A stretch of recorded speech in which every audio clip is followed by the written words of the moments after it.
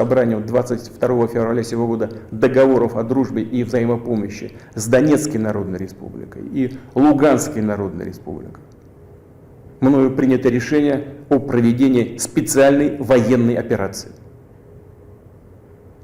Ее цель – защита людей, которые на протяжении 8 лет подвергаются издевательствам, геноциду со стороны киевского режима. Why is Russia attacking Ukraine? Why are cities like Kyiv and Kharkov being besieged? Short answer, Ukraine is essential for Russia's security. Do you see the space highlighted in orange on this map? This is Eurasian steppe. And as you may already noticed, it passes through Ukraine's whole south half. This is the reason why Ukraine is a bridge between east and west.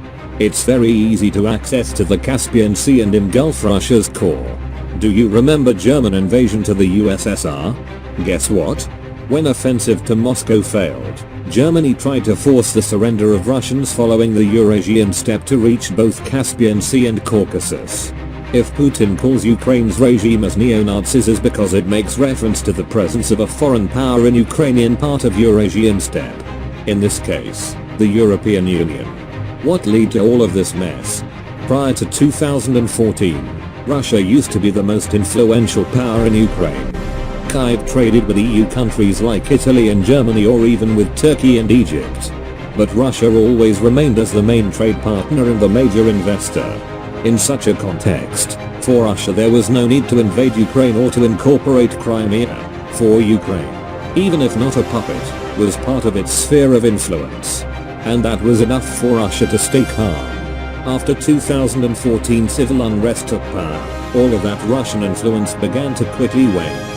Russian investors practically disappeared and were substituted for German, Cypriot, British, Austrian and Dutch investors. In the same way, all of the Ukrainian foreign trade began to focus more on European Union and even China. That's why Russia acted the way it did. First incorporating Crimea and then with the current invasion it's carrying out. Putin does not need to invade whole Ukraine. If he wins, it's likely he'll try to avoid the 2000s and early 2010s decades mistake and try and make Ukraine a Russian satellite, just as Belarus, in order to ensure the national security. After all, for Russians NATO and European Union are not different from Nazi Germany or Napoleonic France. Ursula von der Leyen's announcement on including Ukraine in the single market confirmed Russian fears. Here tonight they're on the streets outside the Berlaymont calling for also European Union membership. Should Ukraine be given candidacy for EU membership?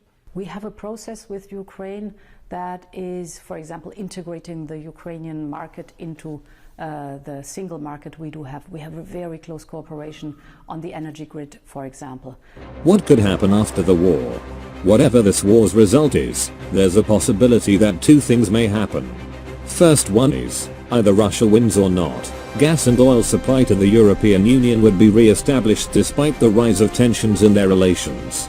Second one is Russia would shift the supply of raw materials directly to China and look for a further economic integration with Asia. If this happens, then European Union would try to fill that vacuum importing both resources from Norway, Algeria, America, Nigeria and Qatar.